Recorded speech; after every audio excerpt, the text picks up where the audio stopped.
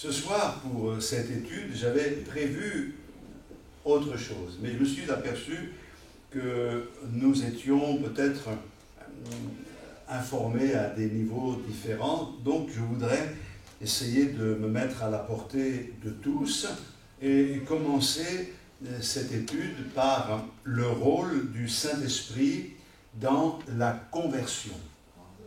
Le rôle du Saint-Esprit dans la conversion. Pour cela, nous allons faire une lecture dans l'Évangile de Jean au chapitre 16 et nous ferons la lecture à partir du verset 7. Jésus est avec ses disciples quand il parle. Donc je vous donne un peu le contexte. C'est avant la croix. Cependant, dira-t-il, je vous le dis en vérité, il vous est avantageux que je m'en aille, car si je ne m'en vais pas, le Consolateur ne viendra pas vers vous. Mais si je m'en vais, je vous l'enverrai. Et quand il sera venu, il convaincra le monde en ce qui concerne le péché, la justice et le jugement. En ce qui concerne le péché, parce qu'il ne croit pas en moi, la justice, parce que je vais au Père et que vous ne me verrez plus, le jugement, parce que le prince de ce monde est jugé. J'ai encore beaucoup de choses à vous dire, mais vous ne pouvez pas les porter maintenant. Quand le Consolateur sera venu, l'Esprit de vérité, il vous conduira dans toute la vérité, car il ne parlera pas de lui-même, mais il dira tout ce qu'il aura entendu, et il vous annoncera des choses à venir. Il me glorifiera, parce qu'il prendra de ce qui est à moi, et vous l'annoncera. Amen. Alors, bien sûr, un texte qui fait écho à ce que je viens de lire, c'est Actes des Apôtres, chapitre 1er. Voici, avant de monter au ciel, après avoir donné sa vie sur la croix du Calvaire, Jésus est mort, il est ressuscité, il apparaît à ses disciples, et il leur dit ceci, mais vous recevrez une puissance, le Saint-Esprit survenant sur vous, et vous serez mes témoins à Jérusalem, dans toute la Judée, dans la Samarie, et jusqu'aux extrémités de la terre. Quelques mots pour que l'on comprenne bien. Dans l'Ancienne Alliance, il y avait la loi. Et la loi, c'est la loi de Dieu.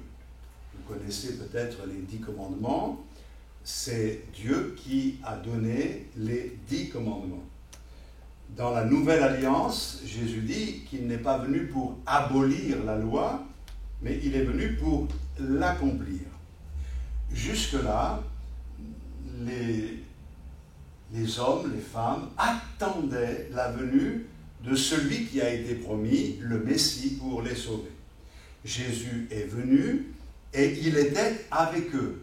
Il était en Judée, en Galilée, en Samarie, il était avec eux.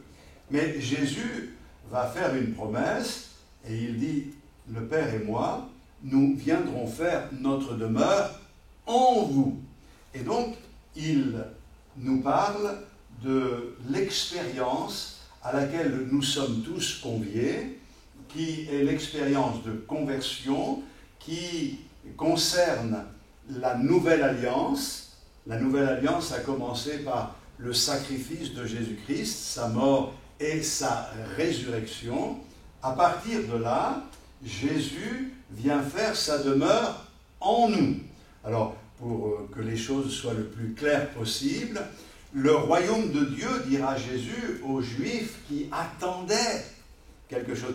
Ils pensaient que le Messie viendrait avec des armes pour les délivrer de l'occupant romain, parce que Israël était sous occupation romaine dans cette période-là.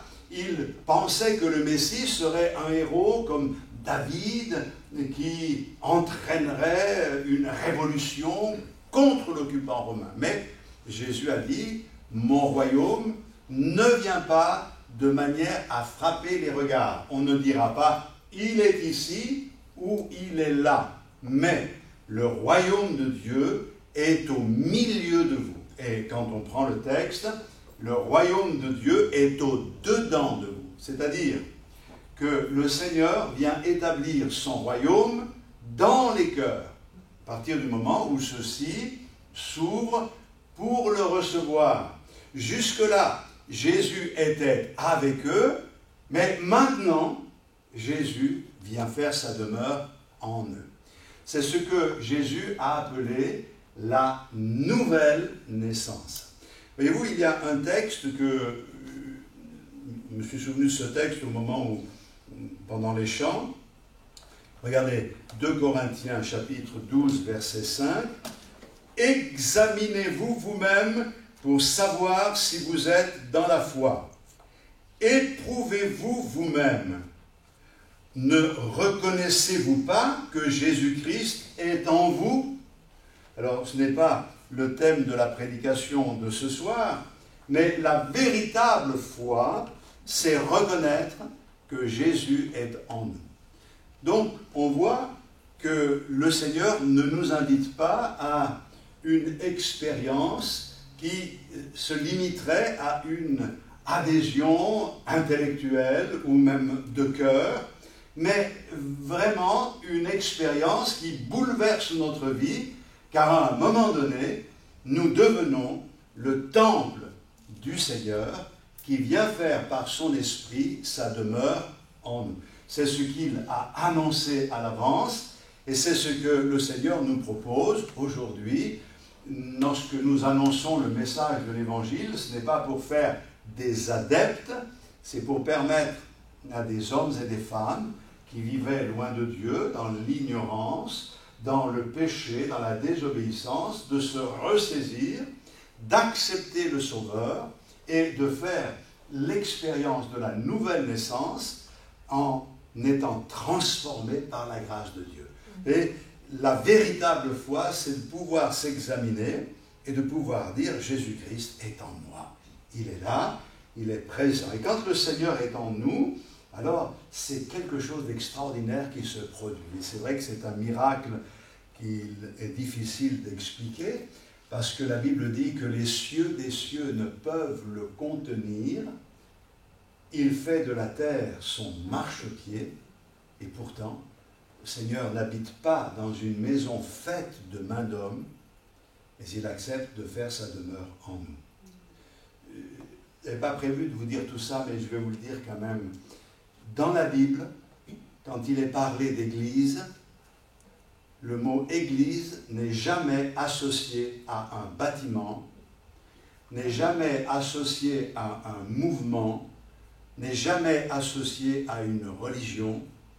Le mot église, c'est l'ensemble de ceux qui un jour ont compris qu'ils avaient besoin du Sauveur et qui, par la repentance, l'ont accepté dans leur cœur comme leur Sauveur personnel. Et je bénis Dieu parce que la grâce du Seigneur, elle agit dans la vie de tous, partout où ils se trouvent. Il y a des personnes qui se convertissent chez eux, certains dans des hôpitaux, d'autres dans le désert, d'autres dans de grandes villes. Quelqu'un a raconté son témoignage, il a été bouleversé par ce qu'il avait entendu et dans le bus, il a donné son cœur au Seigneur. Partout, il est possible de rencontrer, car ce n'est ni sur cette montagne, dira Jésus, Garizim ou la montagne de Sion pour les Juifs, ni sur cette montagne, ni sur l'autre montagne, mais vient un temps où les véritables adorateurs adoreront le Père en esprit et en vérité. Ceci étant dit, pour bien que l'on comprenne, nous en revenons à ce que j'ai annoncé le rôle du Saint-Esprit dans la conversion. Le Saint-Esprit est une promesse faite par le Seigneur qui concerne une personne. Ce n'est pas le but de ce soir, on y viendra dans les prochaines études. Dans la Bible, Dieu nous est présenté en 3 personnes. Le Père, le Fils et le Saint-Esprit.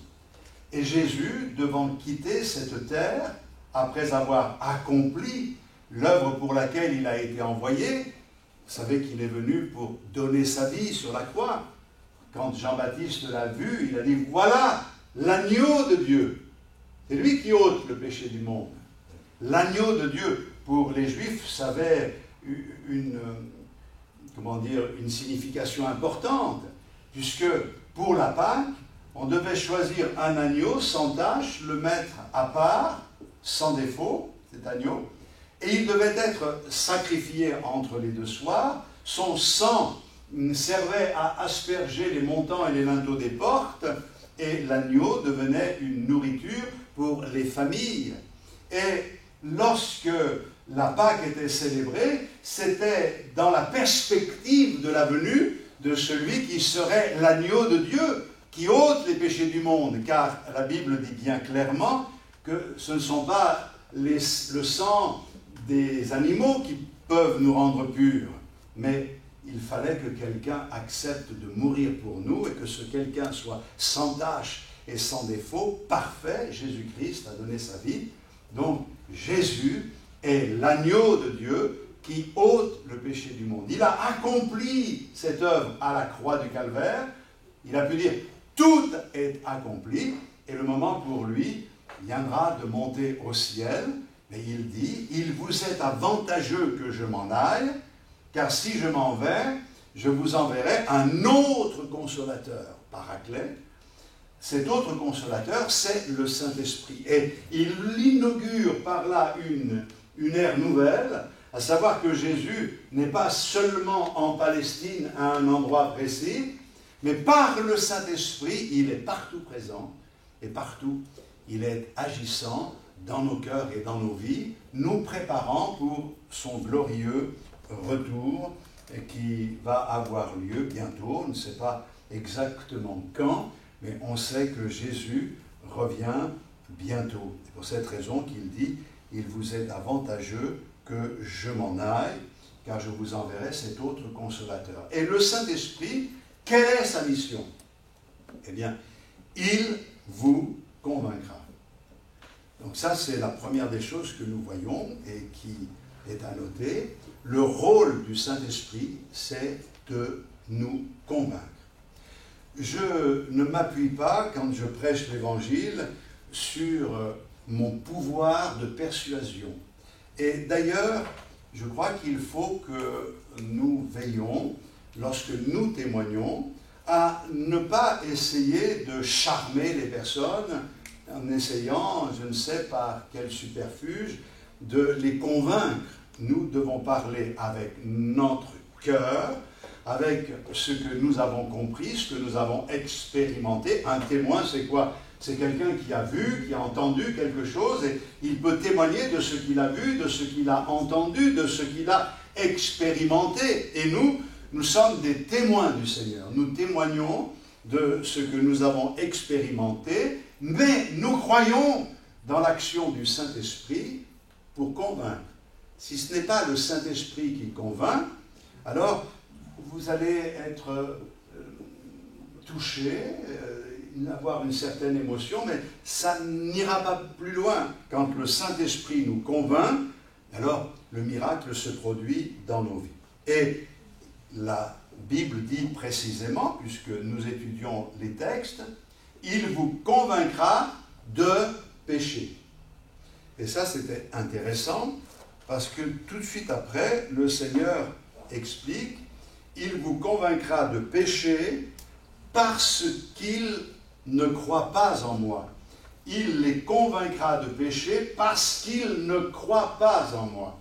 Alors, il y a une différence entre être convaincu des péchés et être convaincu de péché. Comme vous le remarquez dans le texte, péché est au singulier. Et le Seigneur donne l'explication de péché parce qu'il ne croit pas en moi. Je vais vous dire quelque chose qui va peut-être vous étonner, mais beaucoup d'hommes et de femmes seront perdus pour l'éternité, non pas parce qu'ils sont des pécheurs, mais parce qu'ils n'auront pas voulu accepter et croire au salut que le Seigneur leur donne dans la personne de Jésus-Christ. Voyez-vous, le péché, c'est d'avoir tourné le dos à Dieu. C'est de ne pas recevoir le don de Dieu, et qui est celui qui nous parle ce soir, Jésus-Christ, pas moi, hein, mais c'est Jésus qui dit ces paroles à la Samaritaine. Le don de Dieu doit être reçu. Les péchés, et il n'y a pas besoin d'une intervention du Saint-Esprit pour être convaincu que nous sommes des pécheurs. À moins d'être aveuglé, ça m'est arrivé quelquefois dans mon ministère de me trouver, je me souviens par exemple, faisant des visites dans des maisons de retraite, m'être trouvé dans une chambre, il y avait plusieurs personnes à qui je rendais visite et à qui je parlais du Seigneur. Et je ne sais pas ce qui m'a pris ce jour-là, mais me tournant vers une mamie qui était bien sympathique, je lui ai dit, mais vous aussi, vous êtes une pécheresse et vous avez besoin de la grâce de Dieu. Oh, elle a été offusquée, peut-être était maladroit, mais il fallait que je vive cette expérience parce qu'en réalité, elle était convaincue qu'elle était parfaite. Et je n'arrivais pas à lui faire admettre qu'elle était une pécheresse comme nous sommes tous des pécheurs. Jusqu'au moment où j'ai dit, Seigneur, il faut que tu me secours, viens m'aider. Et une autre personne qui était présente lui a dit, écoute, le pasteur, il a raison de dire ça, parce que tous les après-midi, on se retrouve dans cette chambre, et qu'est-ce qu'on fait? On critique l'un, on critique l'autre, on passe notre temps à dire du mal de l'un et de l'autre. Donc là, elle a baissé la tête, mais ce n'était pas pour dévoiler cela que j'ai dit cela, parce que c'est une affaire entre elle et le Seigneur, mais nous sommes tous des pécheurs. Et nous sommes pécheurs dès que nous sommes enfants. Pas besoin d'être un adulte pour pécher. Les parents n'apprennent pas aux enfants à mentir, enfin, j'espère. Donc aujourd'hui, on trouve de tout dans ce monde. Hein. Mais nous, on n'a jamais appris à nos enfants à mentir, et pourtant, ça leur est arrivé. Je me souviens d'un de mes enfants qui était très gourmand, qui avait mangé le gâteau qui était sur la table. Et pas un problème qu'il mange le gâteau, il en avait partout. Et sa maman, la femme, elle lui a dit, mais qui a mangé le gâteau? Et lui, instantanément, il a dit, c'est Tati Ruth. Et Tati Ruth, elle n'est pas venue à la maison depuis des jours et des jours. Et c'est là de vous dire que parce qu'il a été pris en faute, il va se défendre et il va mentir. C'est dans notre nature. Nous sommes tous des pécheurs. Mais être convaincu de péché parce qu'il ne croit pas en moi. C'est-à-dire que le Saint-Esprit nous fait sentir la perdition. Le Saint-Esprit nous fait sentir l'égarement qui est le nôtre, l'éloignement de Dieu dans lequel nous sommes tombés. Et en ressentant cette perdition, cet éloignement de Dieu, dans notre cœur vient un désir de trouver la solution, de nous tourner vers l'un Sauveur. Et le Sauveur, c'est Jésus-Christ. Je me souviens, personnellement, j'avais 18 ans lorsque j'ai donné ma vie au Seigneur. Je ne vais pas vous rendre mon témoignage ce soir, mais j'ai senti dans un certain moment ma perdition. J'ai senti que j'étais sale. J'ai senti que j'avais besoin de Dieu, mais que je ne méritais pas sa grâce. Et lorsque je me suis tourné vers lui dans cette soirée, je peux vous dire qu'il s'est passé quelque chose de glorieux dans ma vie. Pour la première fois depuis très longtemps, j'ai commencé à pleurer. Vous ne m'aurez pas fait pleurer, hein, et surtout devant d'autres personnes, puisqu'il y avait d'autres jeunes qui étaient dans une réunion où j'ai accepté de venir. Mais vous ne m'aurez pas fait pleurer, mais là j'ai pleuré, mais je pleurais parce que je sentais que j'étais perdu, que j'étais loin de Dieu, que j'avais besoin de Dieu. Cette conviction était si forte qu'à un moment donné, en me tournant vers le Seigneur, il m'a accordé sa grâce et son pardon, et mes larmes de tristesse se changeaient progressivement, au fur et à mesure, en des larmes de joie, qui fait que je pleurais, mais plus je pleurais, plus j'étais dans la joie, et plus j'étais dans la joie, et plus je pleurais. Cette conviction fait que, d'un coup, on rencontre Dieu, on fait la paix avec Dieu, on devient une nouvelle créature. Je me suis levé de cette expérience, je n'ai plus jamais été le même. Je bénis Dieu parce que ça a changé bien des choses dans ma vie. J'étais accro à des tas de choses, je cherchais ce qui était mal. À partir de là, j'ai balayé tout cela. Et j'ai cherché ce qui est propre, ce qui est pur, ce qui est digne de louange, ce qui vient de Dieu. Ce n'est pas quelque chose de forcé, mais c'est vraiment un miracle de transformation. C'est la nouvelle naissance. Ne me parlez pas de religion, on pourrait en parler de religion, mais la Bible, ce n'est pas de la religion. Des religions, il y en a partout. Et chacun dit la sienne dans la religion. Mais moi, je ne vous parle pas de religion, je vous parle de l'écriture. D'ailleurs, sachez que la religion, c'est des efforts que font les hommes pour essayer de plaire à Dieu, et chacun à sa manière. Alors on dit, pourvu d'être sincère, toutes les religions sont bonnes. Mais la Bible est claire. Et elle nous dit très clairement que la religion n'est pas bonne. La seule religion qui est bonne, quand la Bible en parle, c'est de s'occuper des veuves et des orphelins et de se séparer des souillures du monde.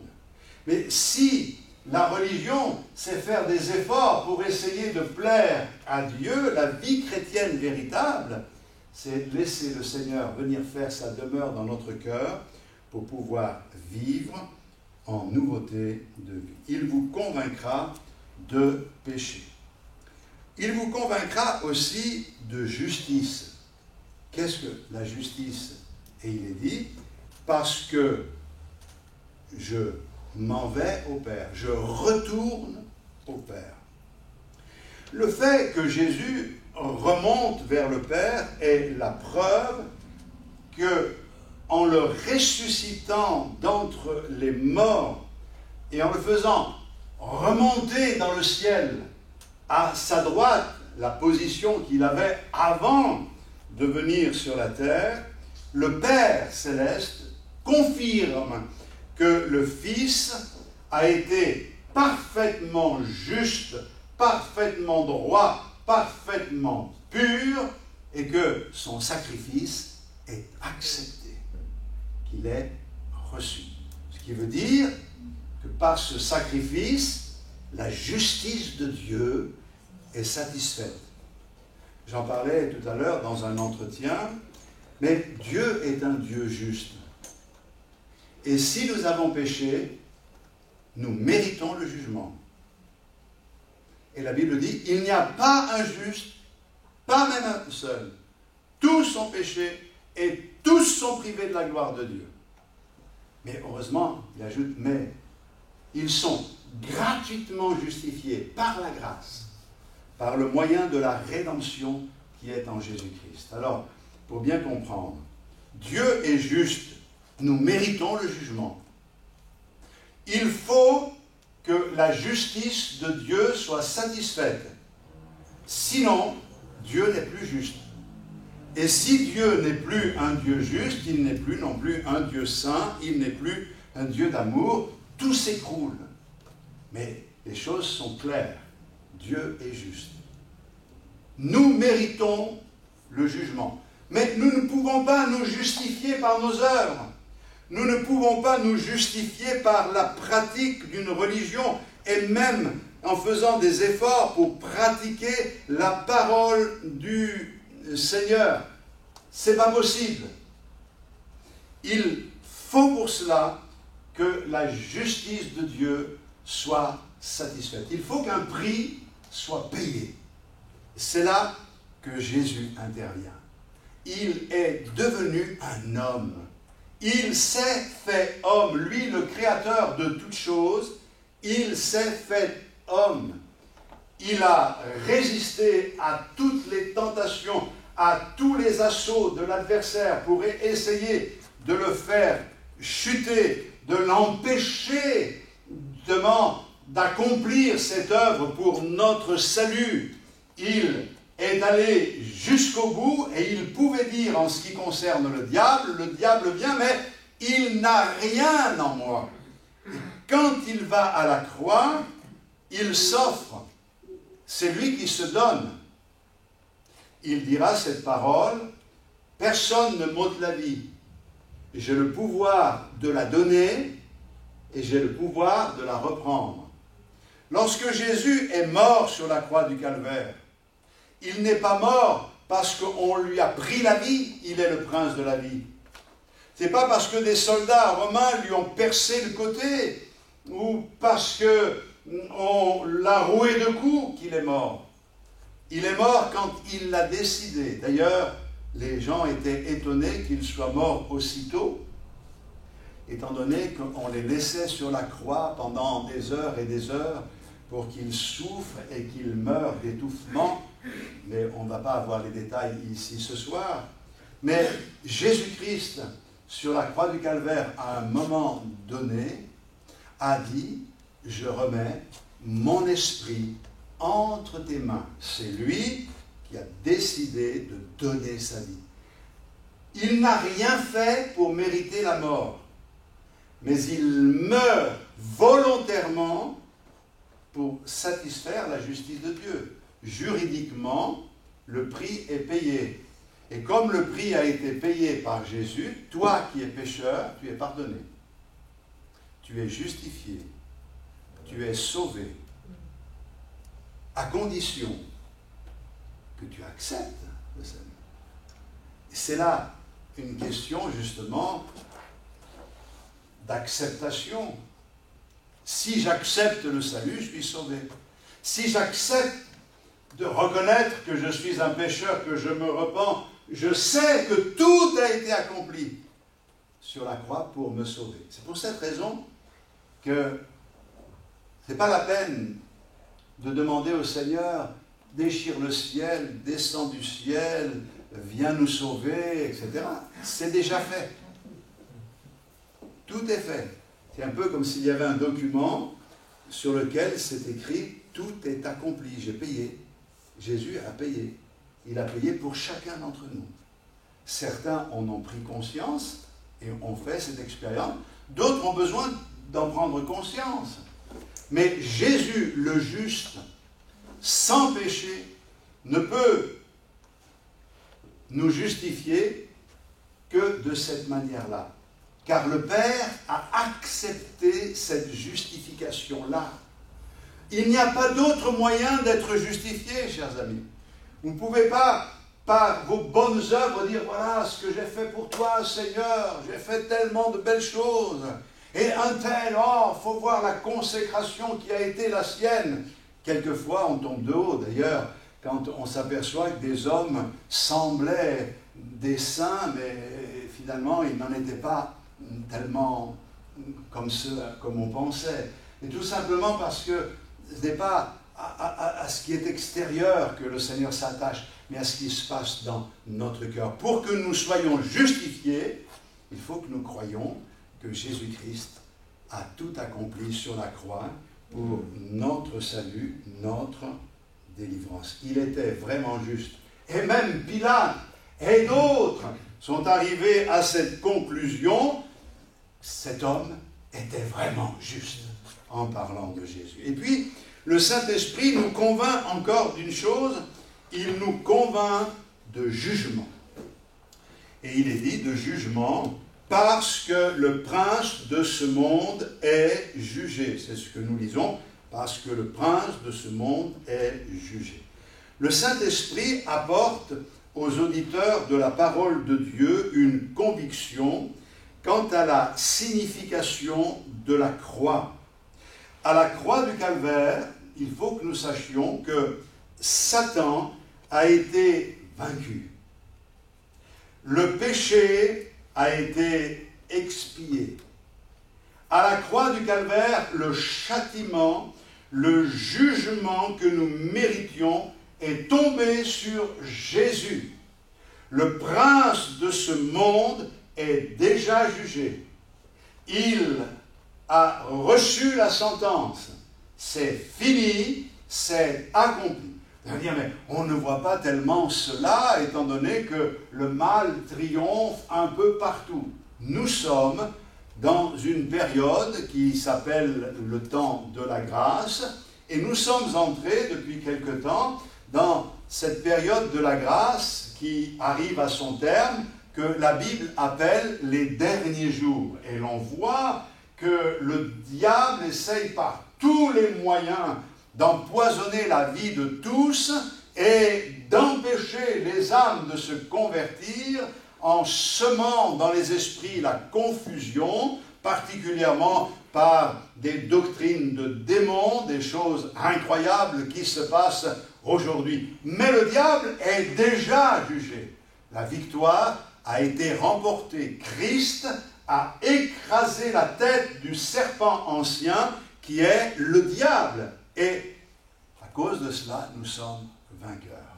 Aujourd'hui, je crois que nous pouvons réaliser que nous ne devons rien au diable. Nous n'avons rien à faire avec lui. Il a été jugé. Et nous sommes enfants de Dieu. Alors là, il faut que je vous donne une précision, parce que quelquefois, je le disais il y a quelque temps, on va sur Internet, on écoute des messages, mais c'est bien, certains sont bien, mais d'autres sont approximatifs. On a entendu un message sur Internet, où quelqu'un avec beaucoup d'enthousiasme expliquait que lorsque Jésus a donné sa vie, c'est parce que nous appartenions au diable.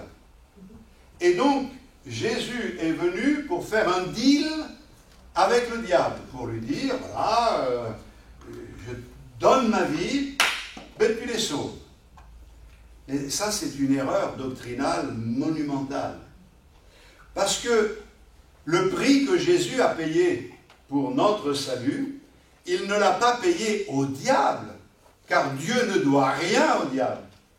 Mais Jésus a payé le prix au Père Céleste, à Dieu lui-même, pour notre salut, pour notre justification, comme j'ai expliqué il y a quelques instants. Pour cette raison qu'il faut que nous soyons prudents. Mais le prix a été payé, le diable a été jugé. Et je dis cela pourquoi ? Pour que vous puissiez réaliser qu'en Christ, vous pouvez, les uns et les autres, être des vainqueurs. Vous pouvez être dans l'épreuve, dans la difficulté, connaître des circonstances douloureuses et pourtant demeurer dans la paix, dans la sérénité, dans la tranquillité, parce que vous êtes dans la victoire. Et vous savez, dans ces moments-là, que le Seigneur aura toujours le dernier mot. Amen, amen. C'est ce que la Bible enseigne et qui est pour nous une source de bénédiction. Mais je dois ajouter à ces trois convictions qui amènent au salut une autre conviction. Et celle-ci se trouve dans 1 Corinthiens, au chapitre 12, le verset 3. C'est la quatrième des convictions. Il convaincra de péché, de justice et de jugement. Mais voici ce que dit 1 Corinthiens 12, 3. C'est pourquoi je vous déclare que nul, s'il parle par l'Esprit de Dieu, ne dit « Jésus est anathème » et que nul ne peut dire « Jésus est le Seigneur » si ce n'est par le Saint-Esprit.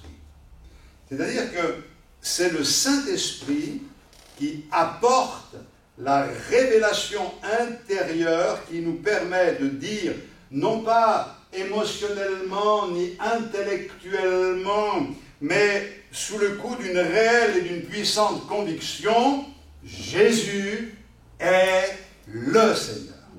Et plus encore, de pouvoir dire Jésus est Seigneur. Il est mon Seigneur. Et voyez-vous, cette conviction-là, elle est indispensable. Le Saint-Esprit, par son action, vient d'une certaine manière fendre notre esprit pour que son esprit puisse nous enseigner, que nous puissions comprendre les vérités spirituelles. On peut comprendre les vérités spirituelles que par notre esprit. L'Esprit de Dieu agit sur notre esprit pour nous donner cette conviction, et cette conviction, elle est extraordinaire, parce que quand Dieu nous convainc qu'il est le Seigneur, qu'il est notre Seigneur, alors ça change tout. Et quand Jésus était sur la terre, il disait entre autres ceci à ses contemporains. Vous dites Seigneur, Seigneur, et vous ne faites pas ce que je dis. Ce ne sont pas ceux qui disent Seigneur, Seigneur, qui entreront dans le royaume des cieux, mais ceux-là seuls qui font la volonté de mon Père. Et ces paroles sont très importantes. Parce que par émotion, à un certain moment, ou d'une manière intellectuelle, parce qu'ils comprenaient que finalement c'était certainement le Messie, ils en arrivaient à dire à Jésus, Seigneur, Seigneur. Mais le Seigneur n'est pas satisfait. Parce qu'il montre que quand on a la révélation qu'il est le Seigneur, ça veut dire que l'on a cette conviction que c'est lui qui règne et que nous sommes ses serviteurs. Ce qui revient à dire que tu es Seigneur et je fais ta volonté. Mais si je confesse que Jésus est Seigneur sans faire la volonté de Dieu, c'est que je n'ai pas cette conviction. C'est que je n'ai pas réalisé encore la grandeur de Dieu, sa puissance, son autorité. Car ce ne sont pas ceux qui disent Seigneur, Seigneur. Et dans le monde, il y en a beaucoup qui disent Seigneur, Seigneur. Mais moi, mon rôle n'a aucun intérêt personnel dans ce que l'on est en train de faire, si ce n'est de vous enseigner la parole de Dieu. C'est d'amener des âmes à vivre quelque chose d'authentique avec Dieu. Ce n'est pas tout de dire gloire à Dieu, Seigneur, je t'aime. Il faut que notre vie donne les preuves que cette conviction est une réalité. Et c'est pour cette raison que le Saint-Esprit vient pour me convaincre qu'il est le Seigneur. Et cette conviction m'entraîne dans une vie qui vaut la peine d'être vécue, une vie extraordinaire de consolation, de bénédiction, de relèvement, de joie, et à tous les niveaux, la grâce du Seigneur intervient. Alors, je vais lire encore un ou deux versets. Dans Jean chapitre 15, le verset 26, Jean 15, 26, « Quand sera venu le Consolateur que je vous enverrai de la part du Père, l'Esprit de vérité qui vient du Père, il rendra témoignage de moi. » Il rendra témoignage de moi. Dans chapitre 16, verset 14, de Jean toujours, « Il me glorifiera, parce qu'il prendra de ce qui est à moi et vous l'annoncera. Tout ce que le Père a est à moi. C'est pourquoi j'ai dit qu'il prend de ce qui est à moi et qu'il vous l'annoncera. Encore un peu de temps, et vous ne me verrez plus. Et puis encore un peu de temps, et vous me verrez, parce que je vais au Père. Alléluia. Alors il dit, encore un peu de temps et vous ne me verrez plus, puisqu'il allait mourir sur la croix du Calvaire, mais encore un peu de temps et vous me verrez. Il est ressuscité, il est apparu à ses disciples, et il a dit, je m'en vais au Père, et lorsque je serai auprès du Père, je vous enverrai l'autre consolateur. Pour cette raison que nous avons lu dans les Actes des Apôtres, et je terminerai par là, le jour de la Pentecôte, ils étaient tous réunis dans le même lieu, puisqu'ils avaient à cœur de voir l'accomplissement de la promesse. Ils persévéraient dans la prière. Il y avait Marie, mère de Jésus, il y avait ses frères, il y avait d'autres frères et sœurs de l'Église naissante, et l'Esprit de Dieu, d'un seul coup, est descendu sur eux. Ils ont tous été remplis du Saint-Esprit ce jour-là. Et l'Église a connu un réveil extraordinaire, puisque le jour de la Pentecôte, Pierre a prêché, rempli du Saint-Esprit. Lui, le poltron qui se cachait, qui a renié Jésus, rempli du Saint-Esprit, va annoncer la parole de Dieu. Avec force, l'Esprit de Dieu donne de la force, de la conviction. 3000 se sont convertis en un jour. Nous, les prédicateurs, nous disons que nous aimerions tellement vivre aussi de tels moments où la puissance du Seigneur se manifeste, mais depuis, nous glorifions le Seigneur parce que des multitudes se sont tournées vers Dieu, et dans le monde entier, il y a des millions de personnes qui peuvent témoigner qu'ils ont fait une rencontre avec Dieu, que leur vie a été bouleversée et changée.